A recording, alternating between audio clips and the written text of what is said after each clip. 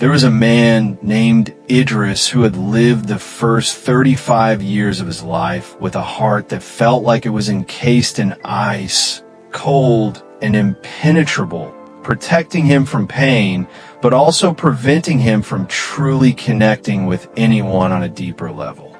He was successful in worldly terms. He owned a thriving business, had financial security, lived in a beautiful home. But there was a profound emptiness at the center of his existence that no amount of material comfort could fill. People who knew Idris would describe him as polite but distant, professional but cold, present in body but absent in spirit. The reason for Idris's emotional unavailability had roots that went deep into his childhood. His parents had divorced when he was 7 years old, and the split had been bitter and devastating. He had watched his mother cry herself to sleep for months, had seen his father walk away without looking back, had learned that the people you love most can hurt you most deeply. From that young age, Idris had made an unconscious decision. He would never allow himself to be that vulnerable again. He would never open his heart so completely that someone else could destroy him the way his parents had destroyed each other. This decision had served as a shield through his teenage years and into adulthood. He had had relationships over the years, but they were always superficial, always held at arm's length. Women would complain that he was emotionally unavailable, that they felt like they never truly knew him, that he kept them at a distance no matter how much time passed. Eventually, they would all leave, frustrated by their inability to reach the real person beneath the polite, controlled exterior. By 35, Idris had convinced himself he was fine with this arrangement. He would tell himself that he didn't need deep connection, that surface relationships were enough, that protecting himself from potential pain was worth the cost of never experiencing genuine intimacy. He had built a comfortable life around his emotional isolation and had stopped expecting it to change. What Idris didn't know, what he couldn't have anticipated, was that God was about to send someone into his life whose love would unlock the heart he had kept frozen for nearly 3 decades. But this unlocking would not be a romantic love in the conventional sense, at least not initially. It would be something deeper, something that touched his soul in a way he had never allowed anyone to touch before. Her name was Safia, and she came into Idris's life in the most unexpected way. She was a social worker who had been assigned to help Idris's elderly uncle who lived alone and needed assistance applying for benefits and arranging home care. Idris, as the only family member who lived nearby, had been asked to be present for the initial consultation. He had agreed reluctantly, viewing it as another obligation to fulfill, another task to check off his list. When Safia arrived at his uncle's house for that first meeting, Idris barely looked at her. He was focused on his phone, responding to work emails, treating the situation as an inconvenience that was interrupting his busy day. But as Safia spoke with his uncle, asking questions with genuine interest, listening with complete attention, treating the elderly man with a dignity and respect that touched something deep in Idris, he found himself looking up from his phone and actually observing her. Safia was around 30 years old, wore simple hijab, had an ordinary face that wouldn't turn heads on the street. But there was something extraordinary about her presence, a warmth, a genuine care, a light that seemed to emanate from somewhere deep within her.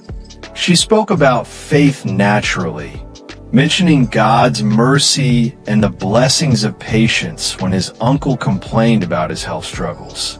She smiled often, Not the forced professional smile Idris was used to seeing, but a genuine expression of joy that reached her eyes. Over the following weeks, Safiya made several visits to help Idris's uncle navigate the bureaucratic systems and arrange for services. Each time, Idris found excuses to be present, ostensibly to help his uncle, but really because he was drawn to Safiya in a way he couldn't quite understand. It wasn't romantic attraction, at least not initially. It was something else, something that felt like a part of him that had been dormant was slowly waking up in her presence. One afternoon, after Safiya had finished her work with his uncle, Idris found himself doing something completely out of character.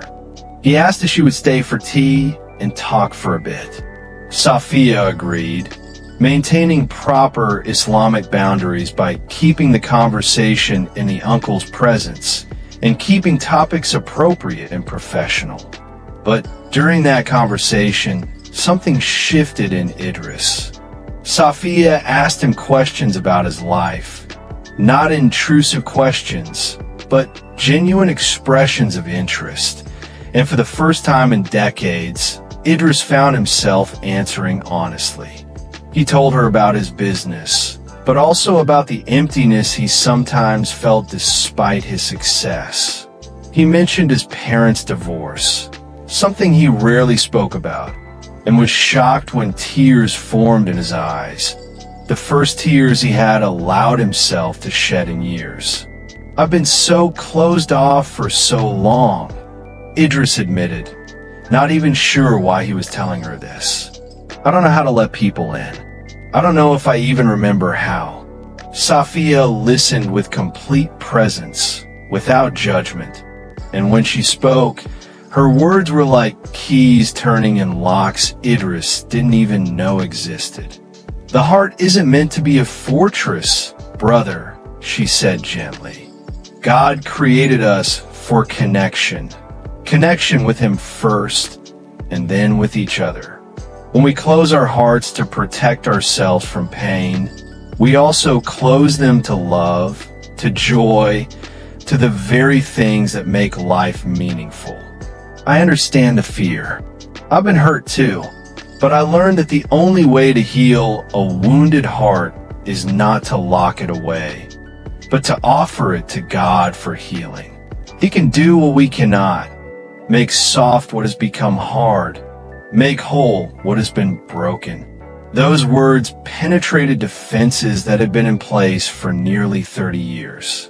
Over the following months, as Safiya continued her work with his uncle and Idris found ways to be present for those visits, something remarkable happened.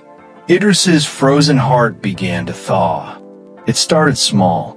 He found himself actually feeling emotions he had suppressed for years.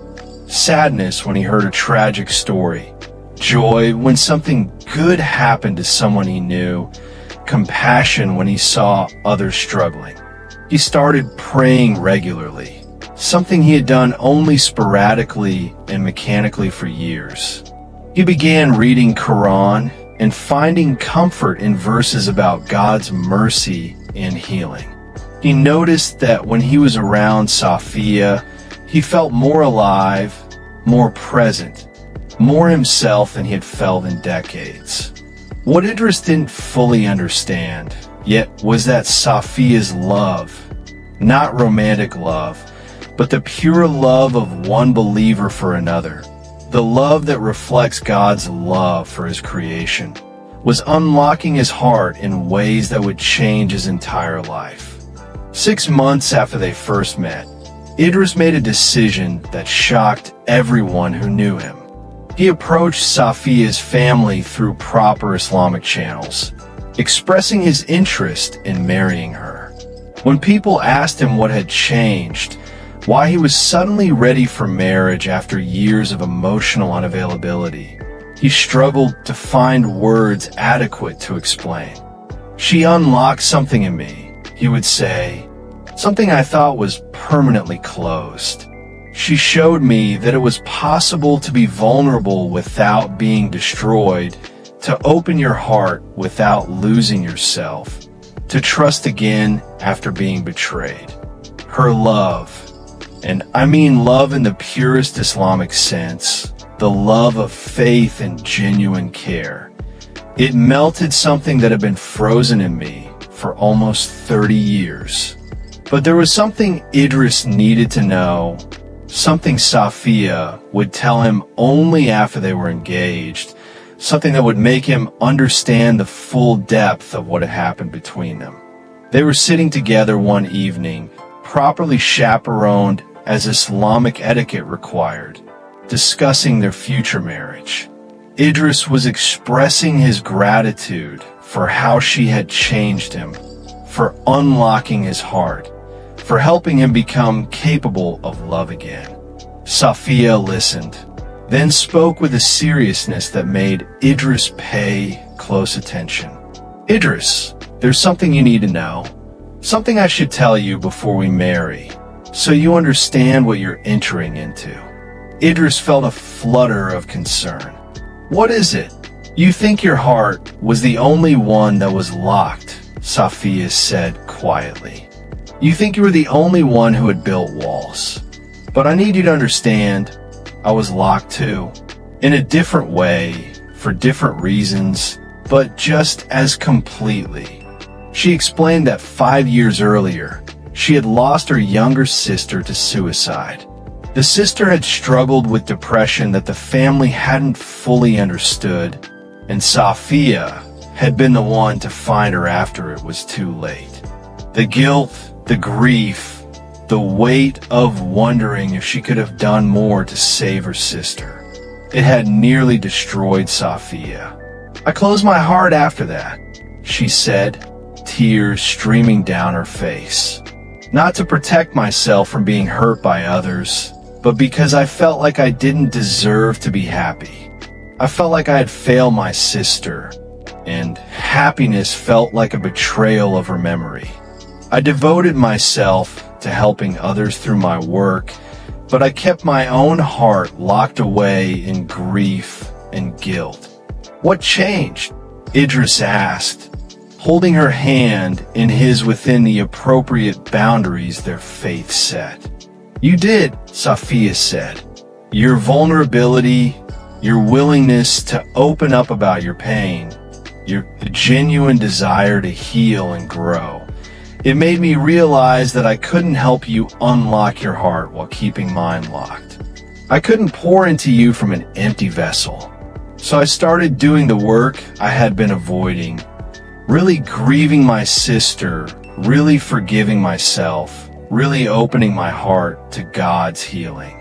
And as I helped unlock your heart, you were helping unlock mine, though you didn't even know it." Idris sat in stunned silence, understanding for the first time the full miracle of what had happened. They had both been locked, both frozen, both protecting themselves from pain. But God had brought them together at exactly the right time, and in healing each other, they had both found healing themselves. "This is what you need to know," Safiya continued. "Your love unlocked my heart just as much as mine unlocked yours. But neither of us could have done alone.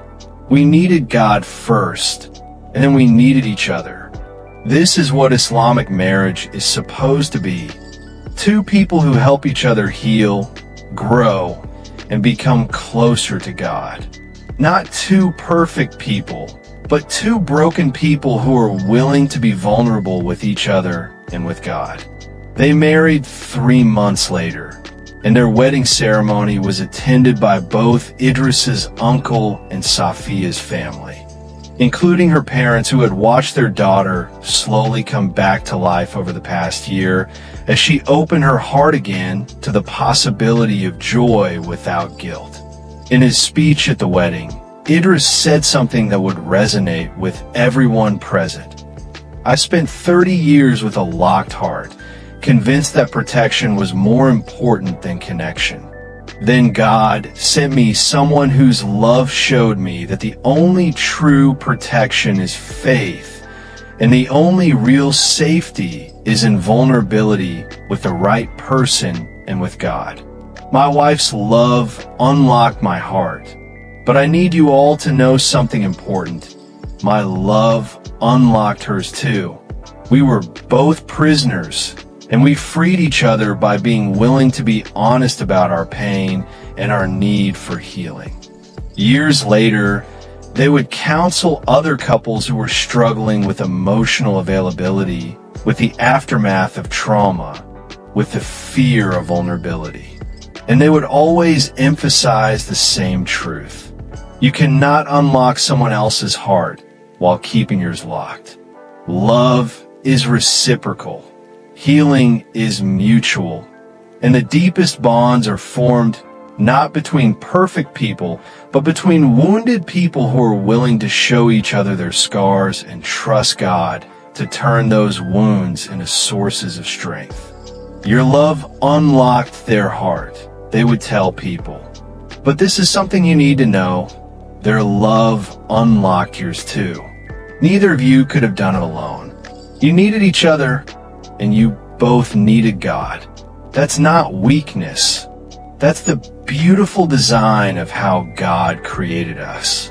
We're meant to help each other heal, to unlock each other's potential for love and growth, to be mirrors that reflect back to each other our true selves beyond the walls we've built.